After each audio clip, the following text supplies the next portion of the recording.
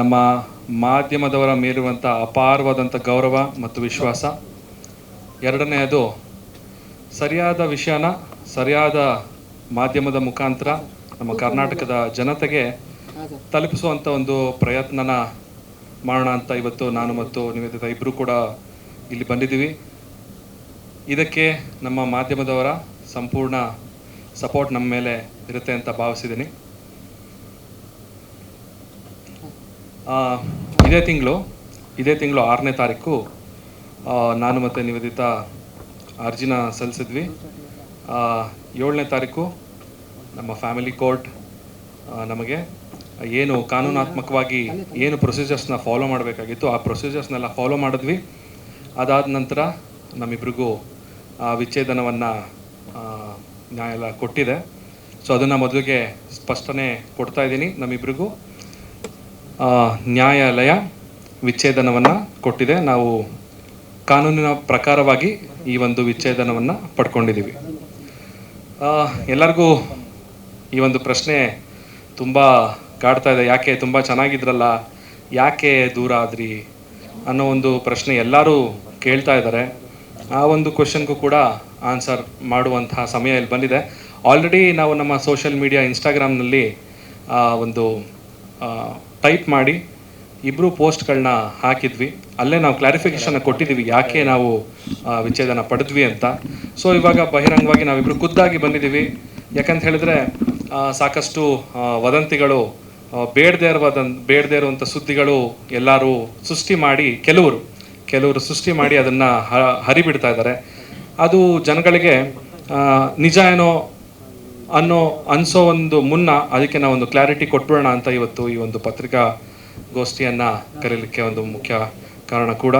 And ಏನಕ್ಕೆ ನಾವಿಬ್ಬರು ವಿಚ್ಛೇದನ ಪಡೆದ್ವಿ ಅನ್ನೋದಾದರೆ, ಕೆಲವು ವರ್ಷಗಳಿಂದ ನಾನು ಬೆಳೆದಂತಹ, ಅಂದರೆ ನನ್ನ ಆಲೋಚನೆಗಳು, ನನ್ನ ಜೀವನ ಶೈಲಿ ಒಂದು ಆಯಾಮದಲ್ಲಿ ಹೋದರೆ, ನಿವೇದಿತಾ ಅವರ ಒಂದು ಯೋಚನೆ, ಆಲೋಚನೆ, ಒಂದು ಜೀವನ ಶೈಲಿ ಅವ್ರದ್ದೇ ಒಂದು ಆಯಾಮದಲ್ಲಿ ಬೆಳೀತಾ ಹೋಯಿತು. ಸೊ ಇದ್ರ ಮಧ್ಯದಲ್ಲಿ ಜೀವನ ಅಂದರೆ ಏನು ಅಂತ ನಾನು ಅರ್ಥ ಮಾಡ್ಕೊಂಡಿರೋದು ಮತ್ತು ನಿವೇದಿತಾ ಅವರು ಅರ್ಥ ಮಾಡ್ಕೊಂಡಿರೋದು ಎರಡು ವ್ಯಾಖ್ಯಾನಗಳು ತುಂಬ ಡಿಫ್ರೆಂಟ್ ಆಗಿತ್ತು. ಅದು ಒಂದಕ್ಕೊಂದು ಹೊಂದಾಣಿಕೆ ಆಗಲೇ ಇಲ್ಲ. ತುಂಬ ಪ್ರಯತ್ನ ಪಟ್ವಿ ಕೆಲವು ವರ್ಷಗಳಿಂದ, ಇಲ್ಲ ಸರಿ ಹೊಂದ್ಕೊಂಡು ಹೋಗಬೇಕು ಅಂತ. ಸೊ ಪ್ರತಿದಿನವೂ ಈ ರೀತಿಯಾದಂಥ ಒಂದು ಮನಸ್ತಾಪಗಳು ಬರ್ತಿದ್ದಾಗ ಎಲ್ಲೋ ಒಂದು ಕಡೆ ಅನಿಸ್ತು, ನನ್ನ ಜೀವನ ಶೈಲಿ ಬೇರೆ ಇದೆ, ಇವರ ಜೀವನ ಶೈಲಿ ಬೇರೆ ಇದೆ. ಒಬ್ರಿಗೊಬ್ರು ನಾವು ರೆಸ್ಪೆಕ್ಟ್ ಮಾಡಲೇಬೇಕು. ಬಿಕಾಸ್ ನಾವೆಲ್ಲ ಇಂಡಿವಿಜುವಲ್ಸ್. ಈ ಭೂಮಿ ಮೇಲೆ ನಾವು ಜನ್ಮ ಪಡೆದಿದ್ದೀವಿ ಅಂದಮೇಲೆ ಅವ್ರಿಗೆ ಎಷ್ಟು ಹಕ್ಕಿರುತ್ತೆ, ನಮಗೂ ಕೂಡ ಅಷ್ಟೇ ಹಕ್ಕಿರುತ್ತೆ. ಸೊ ಹಾಗಾಗಿ ಯಾರು ಫೋರ್ಸ್ಫುಲ್ ಆಗಿ ಒಬ್ರ ಜೊತೆ ಇರೋದು ಸರಿಯಲ್ಲ. ಅಂದರೆ ಮಾನಸಿಕವಾಗಿ ಒಂದು ನೋವನ್ನು ಅನುಭವಿಸ್ಕೊಂಡು ಒಟ್ಟಿಗೆ ಇರೋದು ಸರಿ ಬರಲಿಲ್ಲ. ಅದಕ್ಕೆ ನಾವಿಬ್ಬರು ಒಮ್ಮತದಿಂದ, ಮತ್ತೊಮ್ಮೆ ಹೇಳ್ತೀನಿ, ನಾವಿಬ್ಬರು ಮ್ಯೂಚುವಲ್ ಕನ್ಸೆಂಟಿಂದ ಒಟ್ಟಿಗೆ ನಿರ್ಧಾರ ಮಾಡಿ ನಾವಿಬ್ಬರು ಖುಷಿಯಾಗಿರಬೇಕು ಅಂತ ಹೇಳಿದ್ರೆ, ನಾವಿಬ್ಬರು ಸಪ್ರೇಟ್ ಆಗಿದ್ರೇ ತುಂಬ ಖುಷಿಯಾಗಿರ್ತೀವಿ. ಸೊ ಹಾಗಾಗಿ ನಮ್ಮಿಬ್ಬರ ಮಧ್ಯದಲ್ಲಿ ಯಾವುದೇ ರೀತಿಯ ದ್ವೇಷ, ವೈಮನಸ್ಸು ಯಾವುದೂ ಇಲ್ಲ.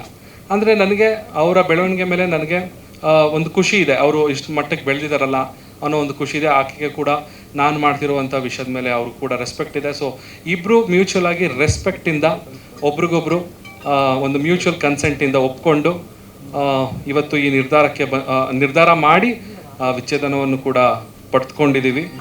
ಆ್ಯಂಡ್ ನಮಗೆ ನಮ್ಮ ಸ್ನೇಹಿತರು, ಹಾಗೆ ನಮ್ಮ ಇನ್ಸ್ಟಾಗ್ರಾಮಲ್ಲಿ ಫಾಲೋವರ್ಸ್ ಇರ್ಬೋದು, ಹಾಗೆ ನಮ್ಮ ಫ್ಯಾಮಿಲಿಯವ್ರು ಇರ್ಬೋದು, ಹಾಗೆ ಮಾಧ್ಯಮದವ್ರು ಇರ್ಬೋದು, ಎಲ್ಲರೂ ತುಂಬ ಸಪೋರ್ಟ್ ಮಾಡಿದ್ದೀರಾ. ಇಂಥ ಒಂದು ಸಿಚುವೇಷನಲ್ಲಿ ನಮಗೂ ಕೂಡ ತುಂಬ ಕಷ್ಟ ಆಯಿತು. 2 ದಿನ ನಾವು ಯಾರ ಫೋನ್ನು ಅಟೆಂಡ್ ಮಾಡೋಕ್ಕಾಗಲಿಲ್ಲ. ಬಿಕಾಸ್ ಆ ಮನಸ್ಥಿತಿಲಿ ಇರಲಿಲ್ಲ. ನನಗೆ ಯಾರ ಜೊತೆನೂ ಮಾತಾಡಬೇಕು ಅನ್ನೋ ಒಂದು ಮನಸ್ಥಿತಿ ಇರಲಿಲ್ಲ. ಸೊ ಇವಾಗ ಆ ಗಾಳಿ ಮಾತುಗಳೆಲ್ಲ ಸುಮ್ಮನೆ ಎಲ್ಲರ ಮನಸ್ಸಲ್ಲಿ ಹೋಗಿ ಬೇರೆ ರೀತಿಯಾದಂತಹ ಇಮೇಜ್ನ ಸೃಷ್ಟಿ ಮಾಡೋ ಮುನ್ನ ನಾವು ಸತ್ಯತೆ ಏನಿದೆ ಅದನ್ನು ಇವತ್ತು ನಿಮ್ಮ ಮುಂದೆ ಬಹಿರಂಗಪಡಿಸೋಕ್ಕೆ ಇವತ್ತು ಬಂದಿದ್ದೀವಿ. ಸೊ ಮೊದಲನೇ ಪಾಯಿಂಟು ಕ್ಲಿಯರ್ ಆಗಿದೆ. ನಾವು ಕಾನೂನಾತ್ಮಕವಾಗಿ ವಿಚ್ಛೇದನವನ್ನು ಪಡೆದಿದ್ದೀವಿ. ಸೊ ಹಾಗೆ ನೆಕ್ಸ್ಟ್ ಪಾಯಿಂಟ್ ನಾನು ಮಾತಾಡಬೇಕು ಅಂತ ಹೇಳಿದ್ರೆ, ವದಂತಿಗಳ ಬಗ್ಗೆನೇ ಮೇಯ್ನಾಗಿ ಮಾತಾಡಬೇಕಾಗಿದೆ. ಅದಕ್ಕಿಂತ ಮುಂಚೆ ಅವ್ರ ಮಾತನ್ನ ಆಡಾದ್ಮೇಲೆ ನಾನು ಮಿಕ್ಕಿದೊಂದಷ್ಟು ಪಾಯಿಂಟ್ಸ್ಗಳನ್ನ ಮಾತಾಡ್ತೀನಿ.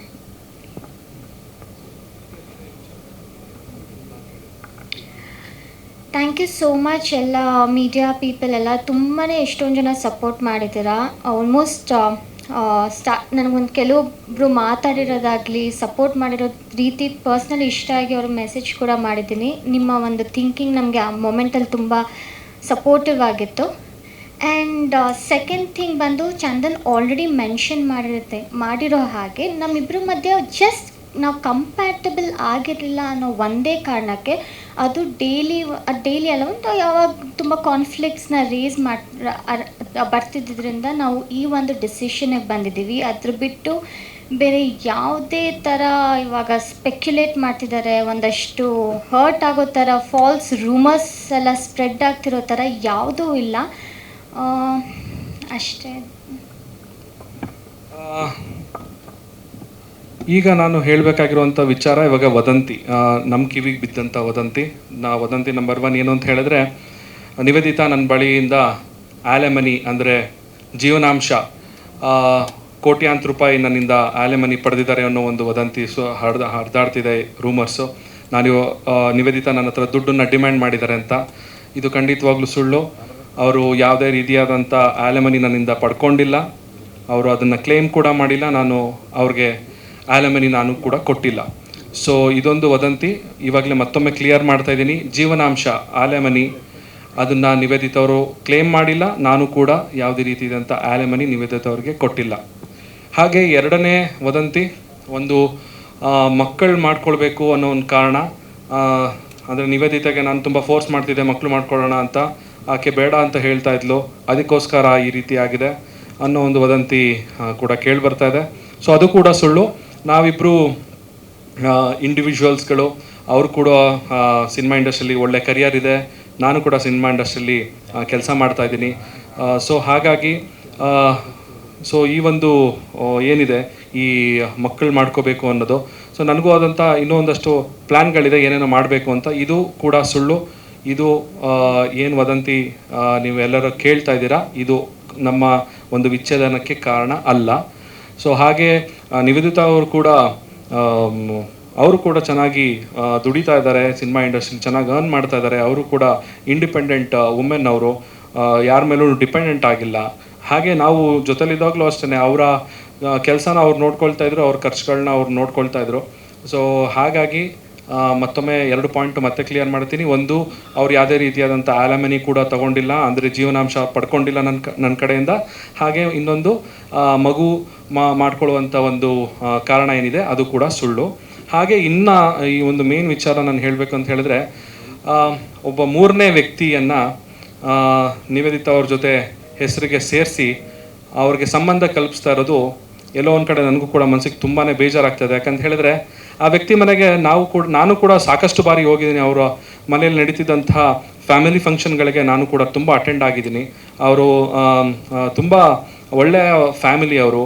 ಆ್ಯಂಡ್ ಅವರ ಫ್ಯಾಮಿಲಿ ಫಂಕ್ಷನ್ ಅಂತ ಅಂದ್ರೇ ನಮಗೊಂಥರ ತುಂಬ ಖುಷಿಯಾಗೋದು. ಅವ್ರ ಮನೆಗೆ ಹೋದಾಗ ಅಷ್ಟೊಂದು ಜನನ ಸೇರಿಸಿ ಅವ್ರಿಗೆ ಊಟ ಹಾಕೋದಿರ್ಬೋದು, ಅವ್ರಿಗೆ ಒಂದು ಎಂಟರ್ಟೈನ್ಮೆಂಟ್ ಕೊಡೋದಿರ್ಬೋದು, ಆ ಕೆಲಸನೆಲ್ಲ ತುಂಬ ಮಾಡ್ತಾಯಿದ್ರು. ಸೊ ನಾನು ಕೂಡ ಸಾಕಷ್ಟು ಬಾರಿ ಆ ಕಾರ್ಯಕ್ರಮಗಳಿಗೆ ಹೋಗಿದ್ದೀನಿ, ನಾವಿಬ್ಬರು ಕೂಡ ಅವ್ರ ಜೊತೆಗೆ. ಸೊ ಆ ವ್ಯಕ್ತಿ ಜೊತೆ ನಿವೇದಿತಾ ಅವ್ರನ್ನ ಹೆಸರನ್ನು ಸೇರಿಸಿ ಇವ್ರಿಗೆ ಏನೋ ಒಂದು ಸಂಬಂಧ ಇದೆ ಅಂತ ಹೇಳ್ತಾ ಇರುವಂಥ ಒಂದು ವಿಕೃತ ಮನಸ್ಥಿತಿ ಎಲ್ಲೋ ಒಂದು ಕಡೆ ನಾವು ಕನ್ನಡಿಗರಾಗಿ ನಾವು ಅದನ್ನು ಮಾಡಬಾರ್ದು, ನಮ್ಮ ಶೋಭೆಗೆ ಅಲ್ಲ ಅದು ಅಂತ ಹೇಳಕ್ಕೆ ಇಷ್ಟಪಡ್ತೀನಿ. ಇದನ್ನು ನಾನು ಹೇಳೋದಕ್ಕಿಂತ ನಿವೇದಿತಾ ಅವರು ಅದ್ರ ಬಗ್ಗೆ ಮಾತಾಡಿದ್ರೆ ಚೆನ್ನಾಗಿರುತ್ತೆ ಅನ್ಸುತ್ತೆ. ಆ್ಯಕ್ಚುಲಿ ಹೌದು, ನಂಗೆ ಆ್ಯಕ್ಚುಲಿ ಅದು ನೋಡಿದಾಗ ಸ್ವಲ್ಪ ಬೇಜಾರಾಯಿತು. ಯಾಕಂದರೆ ನಾವು ಚಂದನ್ ಮೆನ್ಷನ್ ಮಾಡ್ದಂಗೆ ನಾವೆಲ್ಲ ಫ್ಯಾಮಿಲಿ ಫ್ರೆಂಡ್ಸ್, ನಾವು ಅವ್ರ ಫ್ಯಾಮಿಲಿ ಜೊತೆ ಹೋಗ್ತೀವಿ. ಈವನ್ ನಾವು ಏನಾದರೂ ಫಂಕ್ಷನ್ ಇದ್ದಾಗ ನಮ್ಮನ್ನಷ್ಟೇ ಅಲ್ಲ, ಅವ್ರು ಎಲ್ಲರನ್ನೂ ಸೇರಿಸಿ ಫ್ಯಾಮಿಲಿ ಫಂಕ್ಷನ್ಸ್ ಎಲ್ಲ ಮಾಡ್ತಾರೆ. ಅವ್ರ ಜೊತೆ, ಅವ್ರ ಫ್ಯಾಮಿಲಿ ಜೊತೆ ಒಳ್ಳೆ ಬಾಂಡಿಂಗ್ ಇದೆ ನನಗೆ. ಪ್ರತಿ ವರ್ಷವೂ ಅವ್ರು ನನಗೆ ಬರ್ಡೇ ವಿಶ್ ಮಾಡ್ತಾರೆ, ನಾನು ಅವ್ರಿಗೆ ಬರ್ಡೇ ವಿಶ್ ಮಾಡ್ತೀನಿ. ಬಟ್ ಈ ವರ್ಷವೇ ಯಾಕೆ ಈ ಥರ ಆಯಿತು ಅದು ತುಂಬ ತಪ್ಪು. ಆ್ಯಕ್ಚುಲಿ ಅವ್ರಿಗೂ ಆದಂಥ ಒಂದು ಫ್ಯಾಮಿಲಿ ಇರುತ್ತೆ, ಮಕ್ಕಳಿರುತ್ತೆ. ಆ ಸೆಂಟಿಮೆಂಟ್ಸ್ ಜೊತೆ ಪ್ಲೀಸ್ ಹರ್ಟ್ ಮಾಡಬೇಡಿ.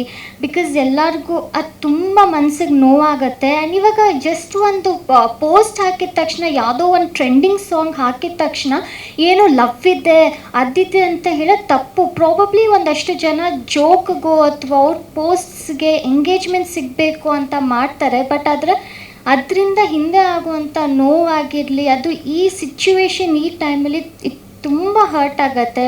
ಅವ್ರ ಫ್ಯಾಮ್ಲಿಗೆ ಎಷ್ಟು ನೋವಾಗಿರ್ಬೋದು ಅದೆಲ್ಲ. ನಾನು ಅವ್ರಿಗೆ ಇನ್ಫ್ಯಾಕ್ಟ್ ಕಾಲ್ ಮಾಡಿ ಕೇಳಿದೆ, ಅವ್ರ ಜೊತೆ ಆಗಿರಲಿ ಅವ್ರ ವೈಫ್ ಜೊತೆನೂ ಕಾಲ್ ಮಾಡಿ ಕೇಳಿದೆ, ಐ ಆಮ್ ಸೋ ಸಾರಿ ಈ ಥರ ಬರ್ತಿದ್ದೆ, ಪ್ಲೀಸ್ ಬೇಜಾರು ಮಾಡ್ಕೋಬೇಡಿ, ಏನಾದರೂ ಇಶ್ಯೂ ಇದ್ದರೆ ಪ್ಲೀಸ್ ನಾನು ಕ್ಲಾರಿಫೈ ಮಾಡ್ತೀನಿ ಅಂದಾಗ ಅವರೇ ಹೇಳಿದ್ರು ತಲೆಗೆಲ್ಲ ಕೆಡಿಸ್ಕೋಬೇಡ ಅಂತ. ನಾನು ನಿಜವಾಗ್ಲೂ ಇಬ್ಬರೂ ಸೇರಿ ನನಗೆ ತುಂಬಾ ಸಪೋರ್ಟ್ ಮಾಡಿದ್ರು. ಇವಾಗ ಏನಾದರೂ ಒಂದು ಪೋಸ್ಟ್ ಹಾಕ್ತೀವಿ ಅಂತ ಅಂದ್ಕೊಳ್ಳಿ, ಸೂರ್ಯನ ಮೇಲೆ ಇವಾಗ ನಾನು ಸ್ಯಾಟಲೈಟ್ ಬಿಟ್ಟಿದ್ದೀನಿ ಅಂತ, ಹಂಗಂತ ನಂಬಲ್ಲ ಯಾರು, ಯಾಕಂದರೆ ಇಟ್ಸ್ ಮ್ಯಾಡ್ನೆಸ್ ಅನ್ನೋ ಥರ. ಆ ಥರ ಈ ಥರ ಬೇಸ್ಲೆಸ್ ಆಗಿ ಏನು ಇಲ್ಲದೆ ಇರೋದೆಲ್ಲ ಹೇಳಿದ್ರೆ ತುಂಬ ಹರ್ಟ್ ಆಗುತ್ತೆ. Yeah that's all. ನಿಜವಾಗ್ಲೂ ಬೇಜಾರಾಗುತ್ತೆ. ಆ್ಯಂಡ್ ಆಲ್ಸೋ ತುಂಬ ನಮಗೆ ಸುತ್ತ ಇರೋರು ಏನಾದರೂ ಈ ಥರ ಒಂದು ಈ ಪ್ರಾಬಬ್ಲಿ ಗೊತ್ತಿಲ್ಲದೇ ಈ ಥರ ಎಲ್ಲ ಮಾತಾಡೋದು ನಿಜವಾಗ್ಲೂ ತಪ್ಪು. ಈ ಪೋಸ್ಟ್ ನೋಡ್ಕೊಂಡಾಗಿರಲಿ ಅದನ್ನು ಮನಸ್ಸಿಗೆ ಆ್ಯಕ್ಚುಲಿ ನೋವಾಗುತ್ತೆ. ಅದಾದಮೇಲೆ ನಾನು ಇನ್ನೊಂದು ವಿಚಾರ ಹೇಳೋಕ್ಕೆ ಇಷ್ಟಪಡ್ತೀನಿ. ಇನ್ನೊಂದು ವ್ಯಕ್ತಿ ಕೊಟ್ಟಿರೋವಂಥ ಇಂಟರ್ವ್ಯೂ ಕೂಡ ನೋಡಿದೆ. ಅವರು ನನ್ನ ಫ್ರೆಂಡ್ ಅಂತ ಕ್ಲೇಮ್ ಮಾಡ್ತಾ ಇದ್ದಾರೆ, ಅವರು ನನಗೆ ತುಂಬ ಕ್ಲೋಸ್ ಫ್ರೆಂಡ್ ಅಂತ ಹೇಳ್ತಾ ಇದ್ದಾರೆ. ಆ ರೀತಿ ಯಾವ ಥರನೂ ಇಲ್ಲ. ಅವರು ಹೇಳಿದಂಥ ಮಾತುಗಳು ನನಗೆ ಒಂದು ನಿಮಿಷ ಶಾಕ್ ಆಯಿತು. ನನಗೆ ಅನಿಸಿದ್ದು ಯಾಕೆ ಈ ಥರ ಸುಳ್ಳು ಹೇಳ್ತಿದ್ದಾರಲ್ಲ. ಅವ್ರು ಹೇಳಿದ್ದಾರೆ 6 ತಿಂಗಳಿಂದನೇ ನನಗೆ ಸಿಕ್ಕಿದಾಗ ನನಗೆ ಹೇಳಿದ್ರಂತೆ, ನಿವೇದಿತಾ ಅವ್ರಿಗೆ ಹೈದರಾಬಾದಲ್ಲಿ ಒಂದು ಹುಡುಗನ ಜೊತೆ ಸಂಬಂಧ ಇದೆ, ಅವನು ಹೈದರಾಬಾದಿಗೆ ಏನಕ್ಕೆ ಹೋಗ್ತಾರೆ ಅವರು ಅಂತ. ಆ ಥರ ಒಂದು ಕಾನ್ವರ್ಸೇಷನ್ ನಮ್ಮಿಬ್ಬರ ಮಧ್ಯೆ ಯಾವತ್ತೂ ನಡೆದೇ ಇಲ್ಲ. ಅವರು ಒಂದು ಸಿನಿಮಾದಲ್ಲಿ ನಾನು ಆ್ಯಕ್ಟ್ ಮಾಡಬೇಕಾದ್ರೆ ಅವರು ಆ ಸಿನಿಮಾದಲ್ಲಿ ಅವರು ಕೂಡ ಒಂದು ಪಾತ್ರ ಮಾಡ್ತಾಯಿದ್ರು. ಸೊ ಆ ಸಿನಿಮಾ ಶೂಟಿಂಗ್ ಟೈಮಲ್ಲಿ ನಾನು ಅವ್ರು ಸಿಕ್ಕಿದ್ದೆ. ಅವಾಗ ಸಿಕ್ಕಿದಾಗ ಸಿನಿಮಾ ಬಗ್ಗೆ ಮಾತಾಡಿದ್ದೀವಿ ಹೊರತು ಸೊ ಈ ರೀತಿಯಾದಂಥ ಯಾವುದೇ ವಿಚಾರ ಮಾತಾಡಿಲ್ಲ. ಮತ್ತು ಅವರು ಅಂದ್ರಂತೆ ಅವರು ನಿವೇದಿತಾ ಅವ್ರು ಸರಿ ಇಲ್ಲ ಅಂತೆಲ್ಲ ನನಗೆ ಹೇಳಿದ್ರಂತೆ, ನಾನು ಅದನ್ನು ಕೇಳಿದ್ನಂತೆ. ಸೊ ಈ ಥರ ಎಲ್ಲ ಒಂದು ಸುಳ್ಳು ಹೇಳಿಕೆಗಳು ಯಾಕೆ ಕೊಟ್ಟರು ಅನ್ನೋದು ನನಗೆ ಆ್ಯಕ್ಚುಲಿ ಗೊತ್ತಾಗಲಿಲ್ಲ.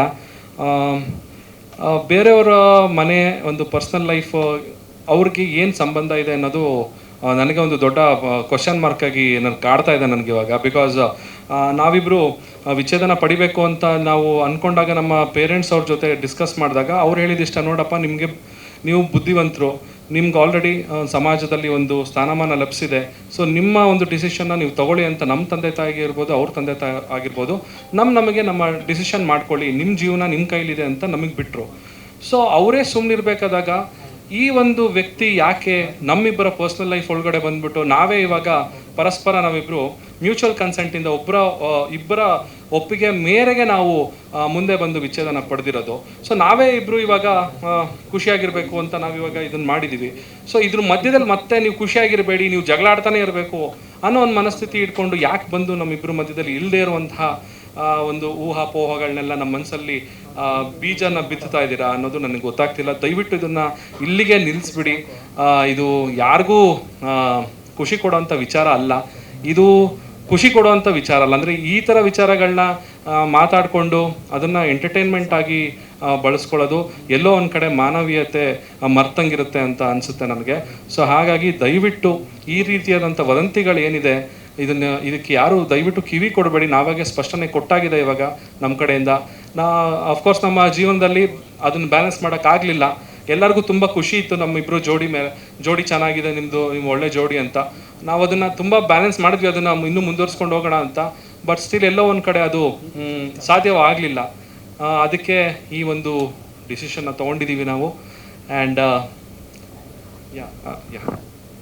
ಆ್ಯಂಡ್ ಆಲ್ಸೋ ಆ ವ್ಯಕ್ತಿ ಇವಾಗ ಚಂದನ್ ಮೆನ್ಷನ್ ಮಾಡಿದಂಗೆ ಡಿವೋರ್ಸ್ ಆಫ್ ಕನ್ವೀನಿಯನ್ಸ್ ಆ ಥರ ಎಲ್ಲ ವರ್ಡ್ಸ್ನ ಯೂಸ್ ಮಾಡಿದ್ದಾರೆ. ಅಂದರೆ ನಾವು ಡಿವೋರ್ಸ್ ತೊಗೊಂಡಿರೋದು ನಮ್ಮ ಕೆರಿಯರ್ನ ಬೆಳೆಸ್ಕೊಂಡು ಹೋಗೋದಕ್ಕೆ. ಅಂದರೆ ನಾನು ತೆಲುಗು ಡಿರೆಕ್ಟರ್ಸ್ ಹಿಂದೆ ಹೋಗಿ ಅವ್ರ ಹತ್ರ ಆಫರ್ಸ್ ಕೇಳೋದಕ್ಕೆ ಆಗಲಿ ಏನೇನೋ ಹೇಳಿದ್ದಾರೆ. ಬಟ್ ಅದೆಲ್ಲ ಟ್ರೂ ಅಲ್ಲ. ನನಗೇನು ಅನ್ಸುತ್ತೆ ಅಂದರೆ ನಾವು ನಿಜವಾಗ್ಲೂ ಟ್ಯಾಲೆಂಟೆಡ್ ಆಗಿದ್ರೆ ನಮಗೆ ಆಪರ್ಚುನಿಟೀಸ್ ಅದು ಬರುತ್ತೆ. ನಾನು ನನ್ನ ಫೀಲ್ಡಲ್ಲಿ ಇಷ್ಟು ವರ್ಷವೂ ಕೂಡ ಬ್ಯಾಕ್ ಟು ಬ್ಯಾಕ್ ಶೋಸ್ ಮಾಡಿಕೊಂಡು ಬ್ಯುಸಿ ಆಗಿದ್ದೀನಿ. ನನ್ನ ಮದುವೆ ಆಗಿ ನಮ್ಮಿಬ್ಬರ ಮದುವೆ ನನ್ನ ಕೆರಿಯರ್ಗೆ ಏನೂ ಅದನ್ನು ಅಂದರೆ ಅದನ್ನು ಏನೂ ಕೆಳಗಡೆ ಮಾಡಿಲ್ಲ. ಅಂದರೆ ನಾವಿಬ್ಬರು ಮದುವೆ ಆಗಿರೋ ನನ್ನ ಕೆರಿಯರ್ ಗ್ರೋತಲ್ಲೇ ಇತ್ತು. ನಾವು ರೀಸನ್ ಏನಕ್ಕೆ ಅಂದರೆ ಮೇನ್ಲಿ ಬಿಕಾಸ್ ನಮ್ಮಿಬ್ಬರ ಮಧ್ಯೆ ಕಂಪ್ಯಾಟಬಿಲಿಟಿ ಇರಲಿಲ್ಲ. ಆ್ಯಸ್ ಚಂದನ್ ಮೆನ್ಷನ್, ಅವ್ರಿಗೇನು ಪ್ಲೆಷರ್ ಸಿಗ್ತಿದೆಯೋ ಸುಳ್ಳು ಹೇಳಿ, ನಂಗೆ ಆ ಕಾನ್ಫಿಡೆನ್ಸ್ ಇದೆಯಲ್ಲ, ಸುಳ್ಳು ಹೇಳೋದ್ರಲ್ಲಿ ಕಾನ್ಫಿಡೆನ್ಸ್ ನೋಡಿನೇ ನನಗೆ ತಲೆ ಕೆಟ್ಟೋಯ್ತು. ಒಬ್ಬ ಹಿಂಗೂ ಯೋಚನೆ ಮಾಡ್ಬೋದಾ, ಹಿಂಗೂ ಯೋಚನೆ ಮಾಡ್ತಾರ ಅಂತ. ಬಟ್ ಆ ಥರ ಏನೂ ಇಲ್ಲ. ಕ್ಲಿಯರ್ ಆಗಿ ಮೆನ್ಷನ್ ಮಾಡಬೇಕು ಅಂದರೆ it's just because mutual consent ನಾವಿಬ್ಬರು ಕಂಪ್ಯಾಟಬಲ್ ಇರಲಿಲ್ಲ ಅಂತ. ಮಕ್ಕಳು ಬೇಡ ಅಥವಾ ಬೇರೆಯವ್ರ ಜೊತೆ ಏನೋ ಲಿಂಕ್ ಮಾಡಿ ಅವ್ರ ಜೊತೆ ಫಾರಿನ್ಗೆ ಹೋಗಿ ಅದೆಲ್ಲ ಸುಳ್ಳು. ಪ್ಲೀಸ್ ರಿಕ್ವೆಸ್ಟ್ ಮಾಡ್ತೀನಿ, ಹಂಬಲ್ ರಿಕ್ವೆಸ್ಟ್, ಈ ಥರ ಯಾವುದೂ ರೂಮರ್ಸ್ನ ಪ್ಲೀಸ್ ನಂಬೇಡಿ. ಇವಾಗ ನಾವಿಬ್ಬರೇ ಅದಕ್ಕೆ ಕ್ಲಾರಿಟಿ ಕೊಟ್ಟಿದ್ದೀವಿ. ಪ್ಲೀಸ್ ಪ್ಲೀಸ್ ಪ್ಲೀಸ್, ಯಾಕಂದರೆ ಇದು ತುಂಬ ಸೆಂಟಿಮೆಂಟ್ಸಿಗೆ ಹರ್ಟ್ ಮಾಡುತ್ತೆ. ಆ್ಯಂಡ್ ನಮ್ಮ ಫ್ಯಾಮ್ಲಿ ಆಗಿರಲಿ, ಫ್ಯಾಮ್ಲೀಸು ಇದನ್ನು ನೋಡ್ತಿರ್ತಾರೆ, ಅವ್ರಿಗೂ ಹರ್ಟ್ ಆಗುತ್ತೆ. So please. ಸೊ ಕೊನೆಯದಾಗಿ ನಾನು ಏನು ಹೇಳ್ತೀನಿ ಅಂತ ಹೇಳಿದ್ರೆ, ನಮಗೆ ಸಪೋರ್ಟ್ ಮಾಡಿದಂಥ ಎಲ್ಲ ಮಾಧ್ಯಮದವರು, ಹಾಗೆ ನಮ್ಮ ಫ್ಯಾಮಿಲಿ, ನಮ್ಮ ಫ್ರೆಂಡ್ಸು, ಹಾಗೆ ನಮ್ಮ ಫ್ಯಾನ್ಸು, ಇನ್ಸ್ಟಾಗ್ರಾಮಲ್ಲಿ ಸಾಕಷ್ಟು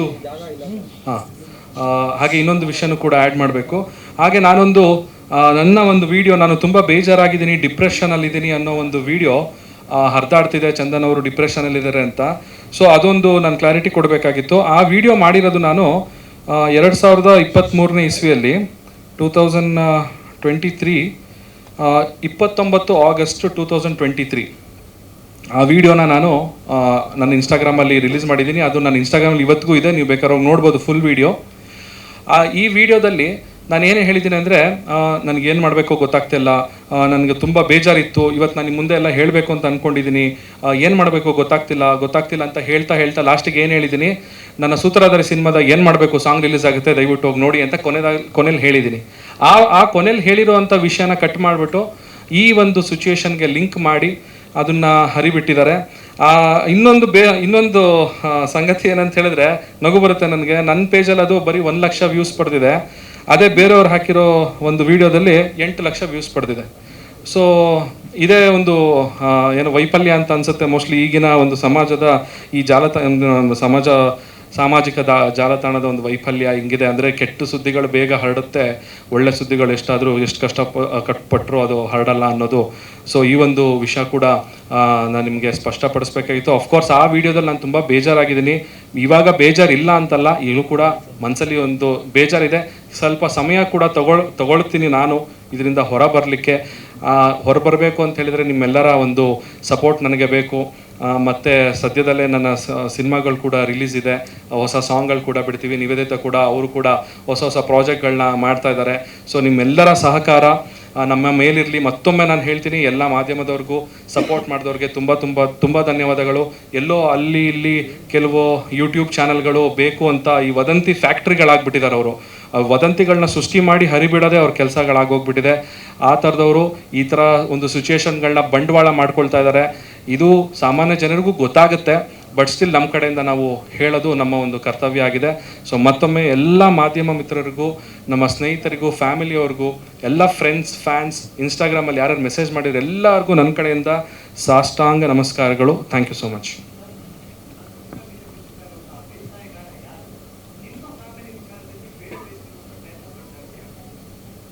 ಇದು ನಮಗೂ ಗೊತ್ತಿಲ್ಲ, ಇದು ಆ ವ್ಯಕ್ತಿ ಯಾರು ಅಂತ ಐಡಿಯಾನೂ ಇಲ್ಲ. ಯಾಕಂದರೆ ನಾವಿಬ್ಬರು ಜೊತೆಲಿದ್ದಾಗ ಸೊ ಅವರು ಯಾವ ರೀತಿ ಇವಾಗ ಬೇರೆ ವ್ಯಕ್ತಿಯನ್ನು ಇಟ್ಕೊಂಡು ಇವ್ರ ಜೊತೆ ಒಂದು ಸಂಬಂಧನ ಕಲ್ಪಿಸ್ತಾ ಇದ್ದಾರಲ್ಲ, ಆ ಬೇಸ್ ಯಾರು ಅಂತಲೂ ಗೊತ್ತಿಲ್ಲ. ಫಸ್ಟ್ ಆ ಪೋಸ್ಟ್ ಯಾವ ಯೂಟ್ಯೂಬ್ ಚಾನಲ್ ಅಥವಾ ಯಾವ ಇನ್ಸ್ಟಾಗ್ರಾಮ್ ಪೇಜ್ ಅದನ್ನು ಸ್ಟಾರ್ಟ್ ಮಾಡ್ತು ಅಂತ ಗೊತ್ತಿಲ್ಲ.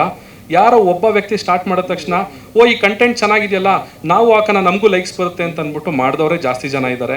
ಸೊ ಇಲ್ಲಿ ನಾವಿಬ್ಬರು ಪರಸ್ಪರ ಮ್ಯೂಚುವಲ್ ಕನ್ಸೆಂಟಿಂದ ನಾವು ವಿಚ್ಛೇದನ ಪಡೆದಿರೋದು. ಎಲ್ಲೋ ಒಂದು ಕಡೆ ಅವ್ರಿಗೆ ಬೇಸರ ಆಗಿರ್ಬೋದೇನೋ, ಅಯ್ಯೋ ಏನೂ ಸಿಕ್ಲಿಲ್ವಲ್ಲ ಇವರಿಂದ, ನಾವು ಕಂಟೆಂಟ್ನ ತೆಗಿಯೋಕ್ಕೇನೂ ಸಿಕ್ಕಿಲ್ವನೋ ಅನ್ನೋ ಒಂದು ಕೆಟ್ಟ ಮನಸ್ಥಿತಿ ಇರುವಂಥ ಕೆಲವು ಜನಗಳಿದ್ದಾರೆ. ದಯವಿಟ್ಟು ಅದನ್ನು ಮಾಡಬೇಡಿ. ಅದು ಮಾಡೋದ್ರಿಂದ ಸಮಾಜದಲ್ಲಿ ಒಂದು ಬ್ಯಾಲೆನ್ಸ್ ಇರೋದಿಲ್ಲ. ಅವರು ಸುಳ್ಳು ಸುದ್ದಿಗಳನ್ನ ಹರಡ್ಸೋದ್ರಿಂದ ಎಲ್ಲೋ ಒಂದು ಎರಡು ಸೆಕೆಂಡಿಗೆ ನೀವು ಸುದ್ದಿನ ಓದ್ಬೋದು ಅಷ್ಟೇ, ಅದರಿಂದ ಯಾರ ಮನಸ್ಸಿಗೂ ಖುಷಿ ಕೊಡೋದಿಲ್ಲ. ದಯವಿಟ್ಟು ನಾನು ಅಬ್ಸರ್ವ್ ಮಾಡ್ದಂಗೆ ಈ ಥರ ಒಂದು ಪಬ್ಲಿಕ್ ಲೈಫಲ್ಲಿ ಇದ್ದಾಗ ಇದೆಲ್ಲ ಕಾಮನ್ ಆಗಿರುತ್ತೆ.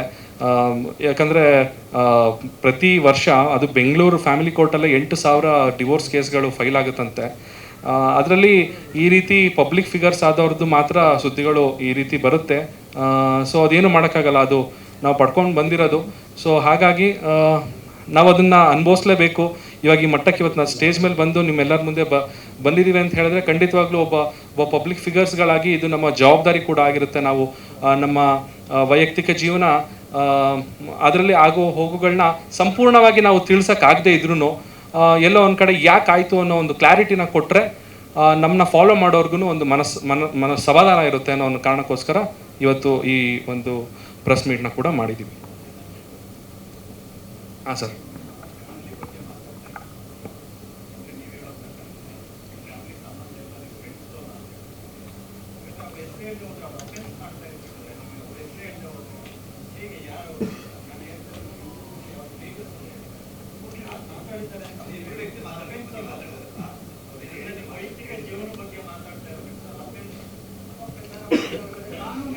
ಕಾನೂನಿದೆ, ಖಂಡಿತವಾಗ್ಲೂ ಇದೆ. ಅಂದರೆ ಎಲ್ಲೋ ಒಂದು ಕಡೆ ಸರ್ ನಮಗೆ ನಾನಿನ್ನೂ ಅಷ್ಟೊಂದು ಬೆಳೆದಿಲ್ಲ ಸರ್. ನಾನಿನ್ನೂ ಈಗ ನನ್ನ ದಾರಿ ಹುಡುಕೊಳ್ತಾ ಇದ್ದೀನಿ. ಈ ಒಂದು ಸಿನಿಮಾ ಇಂಡಸ್ಟ್ರೀಲಿ ಇನ್ನೂ ನನ್ನ ಜೀವನ ಕಟ್ಕೊತಾ ಇದ್ದೀನಿ. ಇಂಥ ಸಮಯದಲ್ಲಿ ನಾನು ಈ ಥರದವ್ರ ಜೊತೆ ಎಲ್ಲ ಸೇರಿಕೊಂಡು ಗುದ್ದಾಟ ನಡೆಸೋಷ್ಟು ಟೈಮು ಇಲ್ಲ, ದುಡ್ಡು ಇಲ್ಲ ನನ್ನ ಹತ್ರ. ನನಗೆ ನನ್ನ ಜೀವನ ಕಟ್ಕೊಳ್ಳೋದ್ರಲ್ಲಿ ನಾನು ಬ್ಯುಸಿ ಇದ್ದೀನಿ. ಸೊ ಹಾಗಾಗಿ ಸತ್ಯ ಯಾವತ್ತಿದ್ರೂ ಒಂದಲ್ಲ ಒಂದು ದಿವಸ ಹೊರಗಡೆ ಬರಲೇಬೇಕು. ಸೊ ಹಾಗಾಗಿ ಇವ್ರ ಮೇಲೆ ಗುದ್ದಾಟದಿಂದ ನಾನು ಏನೂ ಪ್ರೂವ್ ಮಾಡೋವಂಥದ್ದೇನಿಲ್ಲ. ನನ್ನ ಕೆಲಸ, ನಾನು ಮಾಡುವಂಥ ಕೆಲಸ, ನಾನು ನಂಬಿರುವಂಥ ಮ್ಯೂಸಿಕ್ಕು, ಅದ್ರ ಮೇಲೆ ನಾನು ಕಾನ್ಸಂಟ್ರೇಟ್ ಮಾಡ್ಕೊಂಡು ಹೋಗ್ತೀನಿ. ಅವರು ಇನ್ನೂ ತೀರಾ ಇದ್ರ ಮೇಲೂ ಅತಿರೇಕಕ್ಕೆ ಏನಾದರೂ ತೊಗೊಂಡೋದ್ರೆ ಅವಾಗ ಖಂಡಿತವಾಗ್ಲೂ ನಾನು ಅದನ್ನು ಕಾನೂನಾತ್ಮಕವಾಗಿ ಮುಂದೆ ತೊಗೊಂಡು ಹೋಗ್ತೀನಿ. ಚಂದನ್ ಮೆನ್ಷನ್ ಮಾಡಿರೋ ಹಾಗೆ ಇವಾಗ ನಾವು ಕ್ಲಾರಿಟಿ ಕೊಟ್ಟಾಗಿದೆ. ಇನ್ಮೇಲೂ ಕೂಡ ಯಾರಾದರೂ ಅದೇ ಥರ ರೂಮರ್ಸ್ ಸ್ಪ್ರೆಡ್ ಮಾಡೋದಾಗಲಿ, ತಪ್ಪು ಫಾಲ್ಸ್ ಇನ್ಫಾರ್ಮೇಷನ್ ಸ್ಪ್ರೆಡ್ ಮಾಡೋದು ಆ ಥರ ಏನಾದರೂ ಮಾಡಿ ಡೆಫಿನೆಟ್ಲಿ ನಾನು ಲೀಗಲ್ ಆ್ಯಕ್ಷನ್ ತಗೊಂಡು ಡಿಫಮೇಷನ್ ಕೇಸ್ನ ಅವ್ರ ಮೇಲೆ ಹಾಕ್ತೀನಿ.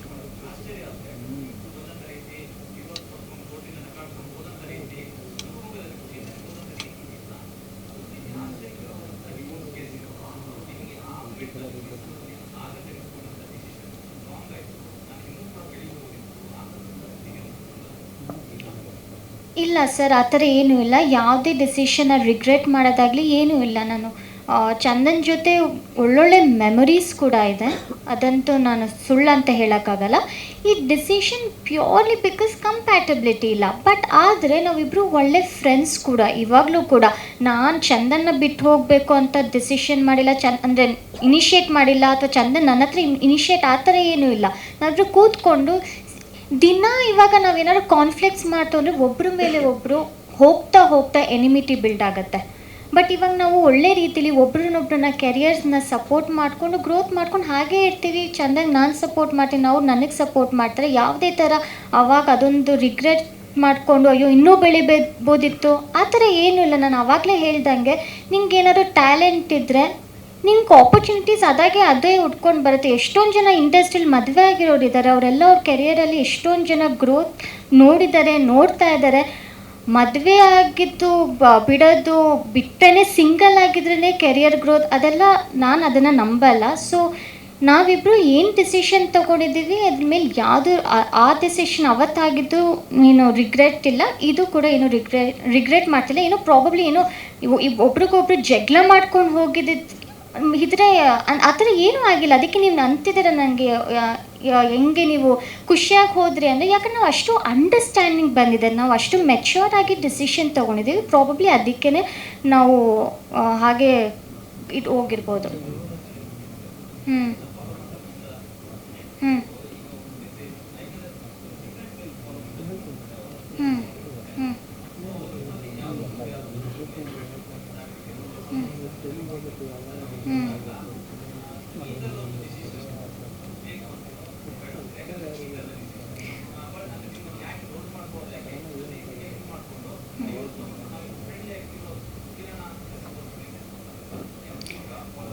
ಸರ್ ಏನು ಗೊತ್ತಾ, ಅವ್ರು ಎಷ್ಟೊಂದು ಜನ ಕಪಲ್ಸ್ ಅವ್ರ ಲೈಫ್ ಅವ್ರವ್ರಿಗೆ ಗೊತ್ತಿರತ್ತೆ ಹೇಗಿರುತ್ತೆ ಅಂತ. ನಾವು ಯಾರಿಗೂ ನೀವು ಡಿವೋರ್ಸ್ ತಗೊಳ್ಳಿ, ಫ್ರೆಂಡ್ಲಿಯಾಗಿ ಡಿವೋರ್ಸ್ ಕೊಡಿ ಅಂತ ಎಲ್ಲೂ ಮೆಸೇಜ್ ಕೊಡ್ತಾ ಇಲ್ಲ, ಅಥವಾ ನಮ್ಮ ಇಂಟೆನ್ಷನ್ ಕೂಡ ಅದಲ್ಲ. ಇವಾಗ ಅವರು ಅವ್ರ ಲೈಫ್ನ ಸಾಲ್ವ್ ಮಾಡ್ಕೊಂಡು ಅವ್ರು ಮುಂದೆ ಹೋಗ್ಬೋದು ಅಂದರೆ ಅದು ಅವ್ರ ಮೇಲೆ ಡಿಪೆಂಡ್ ಆಗಿರುತ್ತೆ.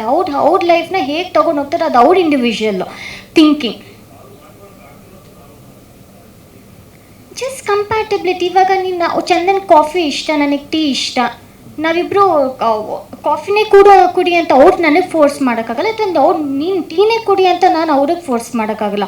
ಆ ಥರ ಫೋರ್ಸ್ ಮಾಡಿ ಏನಾದ್ರು ಮಾಡಿದ್ರೆ ಮನಸ್ಸಿಗೆ ಬೇಜಾರಾಗಿರುತ್ತೆ, ಮೆಂಟಲ್ ಹೆಲ್ತ್ ಬೇಜಾರಾಗುತ್ತೆ. ಬಟ್ ಅದೇ ನಾವು ಇಂಡಿವಿಜುವಲ್ ಆಗಿ ನಮ್ಮ ಥಿಂಕಿಗಾಗಲಿ ಯೋಚನೆ ಮಾಡೋಕ್ಕೆ ಬಿಟ್ಟರೆ ನಮಗೂ ಮನಸ್ಸಿಗೆ ಖುಷಿ ಅನ್ನೋದೊಂದಿರುತ್ತೆ. ನಾನು ಏನಕ್ಕೆ ಕಾಫಿ ಟೀ ಎಕ್ಸಾಂಪಲ್ ಅಂದರೆ ಸುಮ್ಮನೆ ಎಕ್ಸಾಂಪಲ್ ಕೊಡ್ತಿರೋದು ನಮ್ಮ ಲೈಫಲ್ಲಿ. ಅದೇ ಕಾಫಿ ಟೀ ಅವ್ರು ಹೇಳಿದ್ರು. ಇನ್ನೊಂದು ಹೇಳ್ತೀನಿ ಅಂದರೆ ಇನ್ಕಂಪ್ಯಾಟಬಿಲಿಟಿ ಅಂದರೆ ಹೊಂದಾಣಿಕೆ ಆಗದೆ ಇರೋದು ಅಂತ ಹೇಳಿದ್ರೆ, ಇವಾಗ ನನಗೆ ಬೆಳಗ್ಗೆ ನಾನು ಬೇಗ ಎಚ್ಚರ ಆಗೋದು ನನ್ನ ಒಂದು ಜೀವನ ಶೈಲಿ. ನಾನು ಬೆಳಗ್ಗೆ ಬೇಗ ಎದ್ದೇಳ್ತೀನಿ, ಅರ್ಲಿ ಮಲ್ಕೊಳ್ತೀನಿ. ಸೊ ಇವರು ಲೇಟಾಗಿ ಮಲ್ಕೊಳ್ತಾರೆ ಮತ್ತು ಲೇಟಾಗಿ ಹೇಳ್ತಾರೆ. ಸೊ ಈ ರೀತಿಯಾದಂಥ ಫಸ್ಟ್ ಇಲ್ಲಿಂದನೇ ಶುರುವಾಯಿತು. ಸೊ ಇವಾಗ ಈ ಥರ ಏನಾದಾಗ ನಮ್ಮಿಬ್ಬರಿಗೆ ಒಬ್ರಿಗೊಬ್ರು ಟೈಮೇ ಕೊಡೋಕೆ ಆಗ್ತಾ ಇರಲಿಲ್ಲ. ಶೀಸ್ ಅ ನೈಟ್ ಪರ್ಸನ್, ನಾನು ಮಾರ್ನಿಂಗ್ ಪರ್ಸನ್. ಸೊ ಇಲ್ಲಿಂದ ಸ್ಟಾರ್ಟ್ ಆಗಿ ಹಲವಾರು ವಿಚಾರಕ್ಕೆ ನಾನು ಅವಾಗಲೇ ಫಸ್ಟಿಗೆ ನಾನು ಮೊದಲಿಗೆ ಹೇಳ್ದಂಗೆ ಇಬ್ಬರ ಒಂದು ಜೀವನ ಮತ್ತು ಜೀವನ ಶೈಲಿ, ನಾವು ಜೀವನನ ಅರ್ಥ ಮಾಡ್ಕೊಂಡಿರುವಂಥ ವ್ಯಾಖ್ಯಾನ ಬೇರೆ ಬೇರೆ ಇತ್ತು. ಸೊ ಹಾಗಾಗಿ ಅದಕ್ಕೆ ರೆಸ್ಪೆಕ್ಟ್ ಮಾಡಿ ಇವತ್ತು ಈ ಒಂದು ಡಿಸಿಷನಿಗೆ ಬಂದಿರೋದು. ಮತ್ತೆ ಅದನ್ನೇ ಮತ್ತೆ ಇನ್ನೊಂದು ಸಲ ಮತ್ತೆ ರಿಪೀಟ್ ಮಾಡಬೇಕಾಗುತ್ತೆ ಇನ್ನೇನೇ ಕ್ವಶನ್ಸ್ ಬಂದ್ರೂ. ಸೊ ದಯವಿಟ್ಟು ಇವಾಗ ನಾವು ಆಲ್ರೆಡಿ ಅದು ಮುಗಿದು ಹೋಗಿದೆ. ಇವಾಗ ಡಿವೋರ್ಸ್ ಆಲ್ರೆಡಿ ಸಿಕ್ಕಿದೆ. ನಿಮ್ಮ ಮುಂದೆ ನಾವು ಕ್ಲಾರಿಟಿ ಕೊಡಬೇಕಾಗಿತ್ತು. ಇದನ್ನು ನಾವು ನಮ್ಮ ಬಾಯಿಂದನೇ ನಮ್ಮ ಒಂದು ಈ ಪ್ರೆಸ್ ಮೀಟ್ ಮುಖಾಂತರನೇ ತಿಳಿಸ್ಬೇಕಾಗಿತ್ತು. ಅದಕ್ಕೋಸ್ಕರ ಇವತ್ತು ಈ ಪ್ರೆಸ್ ಮೀಟಿಗೆ ಬಂದಿದ್ದೀವಿ. ಇನ್ನಷ್ಟು ಹೇಳ್ಕೊಳ್ಬಾರ್ದೇ ಇರುವಂಥ ಅಂಥ ವಿಚಾರ ಏನಿಲ್ಲ, ಅಂಥ ಕೆಟ್ಟ ವಿಚಾರಗಳು ಆ ಥರದ್ದೇನು ಅಂಥದ್ದೇನೂ ಇಲ್ಲ. ಸೊ ಹಾಗೆ ಖಾಸಗಿ ವಿಚಾರಗಳನ್ನು ನಾನು ಎಲ್ಲರ ಮುಂದೆ ಬಹಿರಂಗವಾಗಿ ನಾನು ತಿಳಿಸೋಕ್ಕೂ ನನಗೆ ಮನಸ್ಸಿಲ್ಲ. ಸೊ ಹಾಗಾಗಿ ದಯವಿಟ್ಟು ಎಲ್ಲರಿಗೂ ನಾನು ರಿಕ್ವೆಸ್ಟ್ ಮಾಡಿ ಕೇಳ್ಕೊಳ್ಳೋದು, ನಮ್ಮ ಒಂದು ಖಾಸಗಿ ವಿಚಾರನ ನಮ್ಮಲ್ಲಿಯೇ ಅದು ಇರಲಿಕ್ಕೆ ಬಿಡಿ ಅಂತ ಕೇಳ್ಕೊಳ್ತೀನಿ. ಎಲ್ಲರ ಹತ್ರ ಮಾತಾಡಾಗಿತ್ತು. ಎಲ್ಲ ಅವ್ರ ಫ್ಯಾಮಿಲಿ, ಅವ್ರ ಪೇರೆಂಟ್ಸು, ನಮ್ಮ ಫ್ಯಾಮಿಲಿ, ನಮ್ಮ ಪೇರೆಂಟ್ಸು ಎಲ್ಲರೂ ಸುಮಾರು 1 ವರ್ಷಕ್ಕೂ ಹೆಚ್ಚು ಹಿಂದೆಯಿಂದನೇ ನಾವು ಈ ಮಾತುಗಳನ್ನ ಆಡಿ ಕೊನೆಯದಾಗಿ ಯಾವುದೇ ರೀತಿಯ ಕಾನ್ಫ್ಲಿಕ್ಟ್ ಇಲ್ದಲೆ ಪರಸ್ಪರ ಜಗಳ ಆಡಿಕೊಂಡು ಸಾಕಷ್ಟು ನೋಡ್ತೀವಿ. ಸಾಕಷ್ಟು ಕೇಸ್ಗಳಲ್ಲಿ ಅವ್ರ ಮೇಲೆ ಇವ್ರು ಅಲಿಗೇಷನ್ ಮಾಡಿ, ಇವ್ರ ಮೇಲೆ ಅವರು ಅಲಿಗೇಷನ್ ಮಾಡಿ, ಬೀದಿ ರಂಪಾಟ ಮಾಡಿ ಅದಕ್ಕೊಂದು ಲಾಸ್ಟಿಗೆ ಫೈನಲ್ ಆಗಿ ಡಿವೋರ್ಸ್ ತೊಗೊಳ್ತಾರೆ. ಸೊ ಅದು ಯಾವ ರೀತಿ ಆಗೋದು ಬೇಡ. ನಾವು ಯಾವ ರೀತಿ ಮದುವೆ ಆಗಬೇಕಾದ್ರೆ ಒಂದು ಖುಷಿಯಾಗಿ ಮದುವೆ ಆದ್ವಿ, ಸೊ ಬಿಟ್ಟೋಗ್ಬೇಕಾದ್ರೂ ಆ ಒಂದು ಮನಸ್ಥಿತಿಯಲ್ಲೇ ನಾವು ಎಂಡ್ ಮಾಡೋಣ ಅಂತ ಅಂದ್ಕೊಂಡು ಈ ಥರ ಮಾಡಿದ್ವಿ.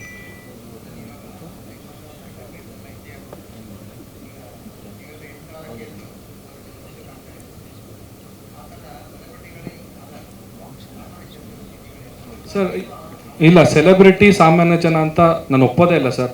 ನಾವು ಸಾಮಾನ್ಯ ಜನನೇ, ನಾವು ಎಲ್ಲರಂತೆ ನಾವು ಮನುಷ್ಯರು. ಎಲ್ಲರಿಗೆ ಯಾವ ರೀತಿ ಫೀಲಿಂಗ್ಸ್ ಇರುತ್ತೆ ನಮಗೂ ಅದೇ ರೀತಿ ಫೀಲಿಂಗ್ಸ್ ಇರುತ್ತೆ. ನಮಗೂ ಅಳು ಬರುತ್ತೆ, ನಮಗೂ ನೋವಾಗುತ್ತೆ, ನಮಗೂ ಮನಸ್ಸಿಗೆ ಈ ಥರ ವಿಚಾರಗಳಾದಾಗ ತುಂಬಾ ನಮಗೂ ಅಪ್ಸೆಟ್ ಆಗ್ತೀವಿ ನಾವು ಕೂಡ. ಸೊ ಹಾಗಾಗಿ ನಮ್ಮನ್ನು ಕೂಡ ಎಲ್ಲರಂತೆ ಮನುಷ್ಯರಾಗೇ ನಮ್ಮನ್ನು ನೋಡಿ ಸೆಲೆಬ್ರಿಟಿ ಅಂದಾಗ ಹೌದು ಒಂದು ಸೆಲೆಬ್ರಿಟಿ ಸ್ಟೇಟಸ್ ಅಂದಾಗ ಒಂದಷ್ಟು ಜವಾಬ್ದಾರಿಗಳಿರುತ್ತೆ. ಬಟ್ ಸ್ಟಿಲ್ ಪರಿಸ್ಥಿತಿ ಕೈಮೀರಿ ಹೋದಾಗ ಅದನ್ನು ಮತ್ತೆ ಒಂದು ಕಷ್ಟದಲ್ಲಿ ಅದನ್ನು ಹಿಡಿದಿಟ್ಕೊಳ್ಳೋದಿದೆಯಲ್ವಾ, ಅದು ಯಾರಿಗೂ ಬೇಡ ಸರ್. ಅದಕ್ಕೋಸ್ಕರ ನ್ಯಾಯಾಲಯ ನಮಗೆ ಕಾನೂನುಬದ್ಧವಾಗಿ ಏನು ಪ್ರೊಸೀಜರ್ನ ಫಾಲೋ ಮಾಡೋಕ್ಕೆ ಹೇಳ್ತು ಆ ಪ್ರೊಸೀಜರ್ನೆಲ್ಲ ಫಾಲೋ ಮಾಡಿದ್ವಿ. ಆ ಪ್ರೊಸೀಜರ್ ಫಾಲೋ ಮಾಡಾದ್ಮೇಲೆ ನಮಗೆ ಫೈನಲ್ ಆಗಿ ಡಿವೋರ್ಸ್ ಸಿಕ್ಕಿದೆ.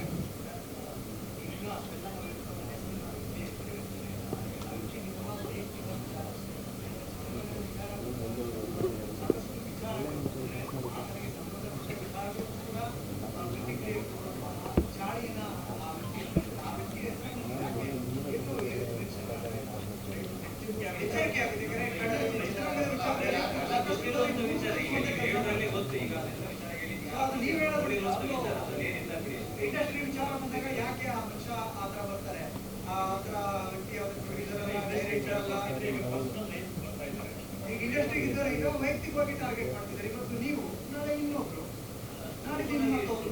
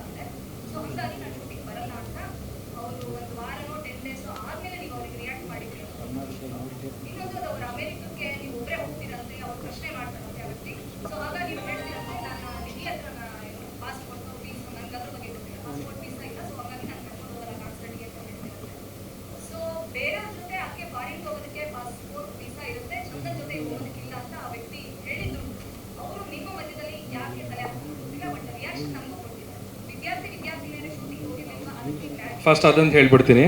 ಅದು ಯಾವತ್ತಂತೆ, ಯಾವತ್ತು ಶೂಟಿಂಗ್ ಆಗಿ ಆವಾಗ ಇದು ವಿದ್ಯಾರ್ಥಿನೇ ಪ್ರೆಸ್ ಮೀಟ್ ಇನ್ನೇನು 15ನೇ ತಾರೀಕು ನಡೆಯುತ್ತೆ. ಅವತ್ತು ಡೈರೆಕ್ಟರ್ ಕೂಡ ಸ್ಟೇಜ್ ಮೇಲೆ ಇರ್ತಾರೆ, ಆ ಸಿನಿಮಾ ಇಡೀ ತಂಡ ಇರುತ್ತೆ.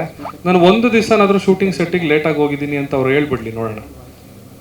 ಅಲ್ಲಿ ಇರೋ ಬರೋರೆಲ್ಲ ನೋಡಿದಾರೆ ಶೂಟಿಂಗಲ್ಲಿ. ನಾವು ಇವತ್ತವರೆಗೂ ನನ್ನ ಕಮಿಟ್ಮೆಂಟ್ ಹೆಂಗಿರುತ್ತೆ ಅಂತ ಹೇಳಿದ್ರೆ, ನಾನು ಬರ್ತೀನಿ ಅಂದರೆ ನಾನು ಬರ್ತೀನಿ, ನಾನು ಬರಲ್ಲ ಅಂದರೆ ನಾನು ಮುಂಚೆನೇ ಹೇಳ್ಬಿಡ್ತೀನಿ ನಂಗೆ ಬರೋಕ್ಕಾಗಲ್ಲ ಸರ್, ನಾನು ಹಿಂಗೆ ಬೇರೆ ಶೋ ಇದೆ ಅಲ್ಲಿ ಹೋಗ್ತೀನಿ ಇಲ್ಲಿ ಹೋಗ್ತೀನಿ ಅಂತ. ಕಮಿಟ್ಮೆಂಟ್ ನಾನು ಕೊಟ್ಟಾದ್ಮೇಲೆ ನಾನು ಎಲ್ಲೇ ಇರಲಿ ನಾನು ಶೂಟಿಂಗಿಗೆ ಹೋಗೇ ಹೋಗ್ತೀನಿ. ಇದು ಖಂಡಿತವಾಗ್ಲೂ ಸುಳ್ಳು. ಇದು ಯಾಕೆ ಈ ಮಾತನ್ನು ಅವರು ಹೇಳಿದ್ದಾರೆ ಗೊತ್ತಿಲ್ಲ. ಅವತ್ತು 15ನೇ ತಾರೀಕು ಅವ್ರು ಬರ್ತಾರೆ ಪ್ರೆಸ್ ಮೀಟಿಗೆ. ಅವತ್ತು ಬೇಕಾದರೆ ಮುಖಾಮುಖಿ ನನ್ನ ಮುಂದೆ ಈ ಮಾತುಗಳನ್ನ ಆಡಲಿ, ನೋಡೋಣ ಅವತ್ತು ಏನಾಗುತ್ತೆ ನೋಡಬೇಕಾಗುತ್ತೆ.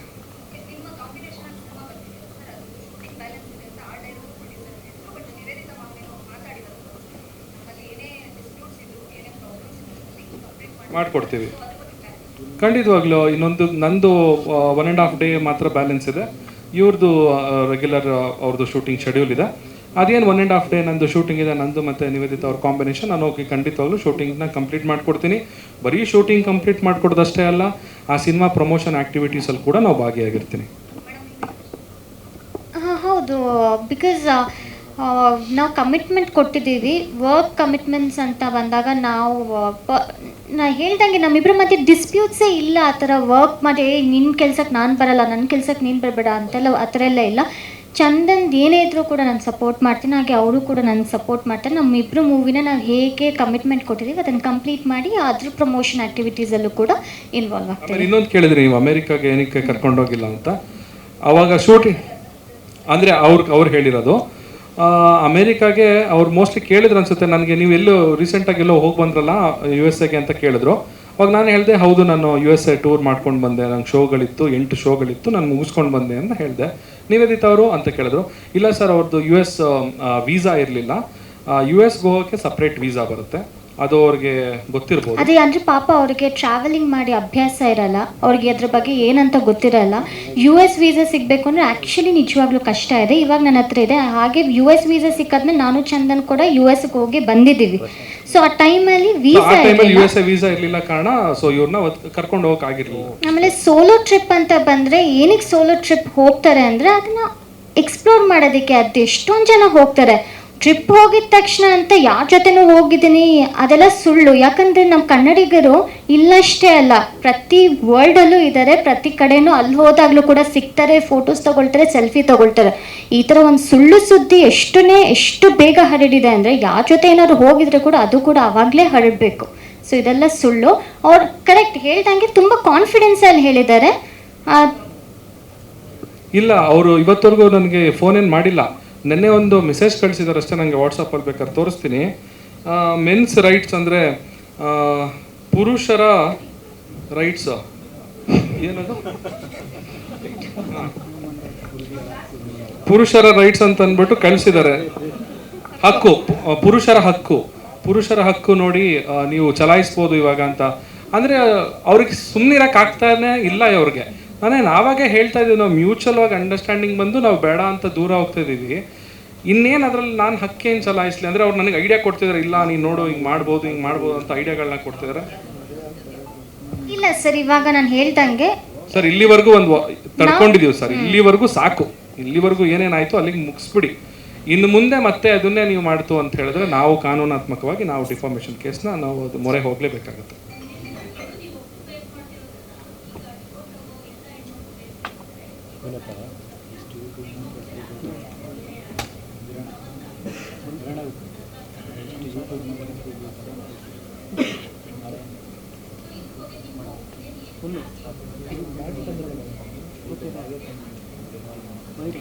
ನನಗೆ ಅದು ನಿಜವಾಗ್ಲೂ ಗೊತ್ತಿಲ್ಲ ಏನಕ್ಕೆ ಅಂತ.